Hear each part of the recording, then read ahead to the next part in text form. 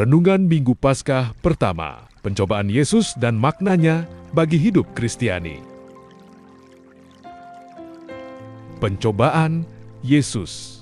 Perikop ini menggambarkan pencobaan Yesus di padang gurun sebagai pergulatan batin mengenai bagaimana ia akan mewujudkan kerajaan Allah. Setelah baptisannya, Yesus harus memilih apakah menggunakan kuasa ilahi untuk menarik orang atau tetap taat pada jalan kasih dan kebaikan Bapa. Padang gurun menjadi tempat ujian. Seperti Israel dahulu, Roh memimpin Yesus ke sana untuk menunjukkan kesetiaannya. Pencobaan menyingkapkan cara kerja kejahatan, membelokkan misi melalui jalan yang tampak mudah dan menarik. Kekuatan kita bisa menjadi kelemahan kita. Pencobaan sering datang justru setelah pengalaman rohani yang indah, kekuasaan, keberhasilan, kecantikan, kemurahan hati. Bahkan kesalehan dapat menjadi pintu masuk kesombongan. Godaan bukan selalu menyerang titik lemah, melainkan kekuatan kita. Karena itu, setiap keberhasilan perlu disertai kerendahan hati. Setiap pilihan adalah cobaan. Setiap keputusan harian adalah ujian kesetiaan. Memilih sabar atau marah, jujur atau manipulatif, peduli atau acuh. Prapaskah membantu umat melihat kembali pilihan-pilihan yang salah dan kembali pada firman Tuhan. Yesus menunjukkan kesetiaan yang terus diperbarui hingga Getsemani dan salib. Pilihan egois, godaan selalu membelai ego, kekuasaan, kenyamanan, atau kepuasan pribadi. Mengubah batu menjadi roti melambangkan penggunaan kekuatan demi kontrol, bukan pelayanan kasih. Seringkali godaan datang melalui orang dekat atau alasan yang tampak baik, sehingga nilai moral mudah dikorbankan. Kita rentan atas godaan. Tidak ada manusia yang kebal terhadap pencobaan. Kebebasan memungkinkan pilihan baik maupun buruk. Doa orang beriman bukan agar godaan dihapus, tetapi agar diberi kekuatan memilih yang benar. Penyangkalan diri dalam prapaskah terutama bertujuan mengarahkan perhatian kepada kebutuhan sesama, tidak hidup dengan roti saja.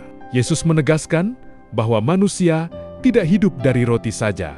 Kebutuhan manusia bukan hanya materi, tetapi juga kasih, pengakuan, kebenaran, dan pelayanan. Dalam keluarga, nilai utama bukan hadiah materi, melainkan pembentukan karakter dan relasi yang sehat, pilihan yang menipu. Setan tidak tampil dengan wajah jahat. Ia bersembunyi di balik sesuatu yang tampak menarik atau masuk akal. Godaan sering menawarkan kepuasan instan, sedangkan jalan benar menuntut kesabaran, pengendalian diri, dan usaha jangka panjang. Musuh dari dalam. Godaan juga berasal dari dalam diri manusia melalui 7 dosa besar: kebanggaan, keserakahan, nafsu, iri hati, kerakusan, kemarahan, dan kemalasan. Setan menawarkan jalan keselamatan tanpa salib kuasa, tanpa pengorbanan yang bertentangan dengan misi Yesus. Tidak perlu tanda luar biasa. Iman tidak bergantung pada sensasi atau pertunjukan. Kesetiaan harian, pengampunan, kepedulian, dan belas kasih lebih bernilai daripada hal-hal spektakuler. Hadiah yang adalah perangkap. Pencobaan ketiga menuntut penyerahan Yesus kepada setan yang akan mewujudkan kerajaan Allah melalui kuasa. Ini menunjukkan maksud setan.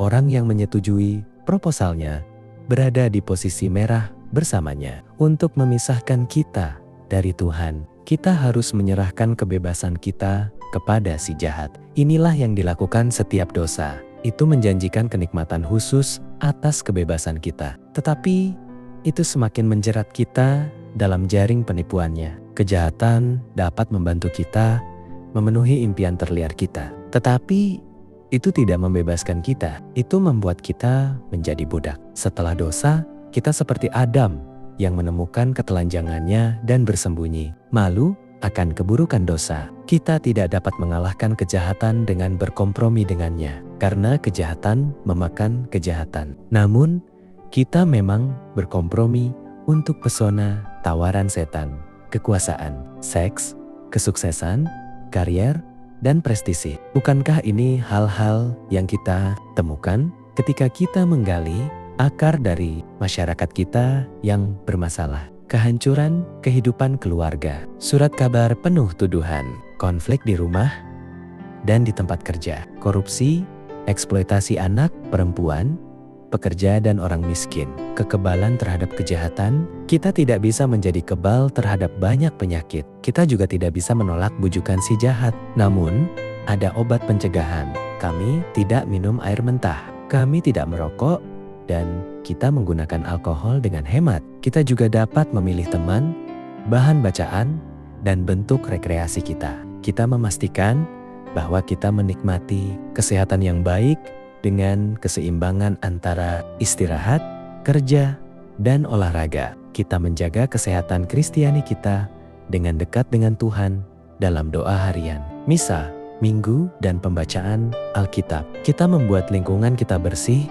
untuk mencegah penyakit dengan komunitas kita. Kita menjaga komunitas kita tetap sehat dan tidak membiarkan beberapa penjahat merusak rakyat kami melalui kejahatan. Ketika iblis pergi, dia digantikan oleh malaikat. Kejahatan sering membuat kita terpesona sehingga kita tidak menyadari kebaikan yang hilang dari kita. Mengatakan tidak kepada iblis mengakibatkan munculnya sahabat yang baik, para malaikat. Orang yang jujur aman dari banyak godaan karena orang tahu tidak ada gunanya mencoba menyuap mereka. Orang yang memiliki kehidupan keluarga bahagia tidak mudah tertipu oleh cinta palsu. Orang-orang yang telah belajar untuk mendengarkan sabda Yesus dan hati nurani mereka tidak akan dengan mudah menyerahkan rasa tanggung jawab mereka kepada seseorang yang tidak memilikinya. Mengikrarkan kesetiaan mereka kepada persaudaraan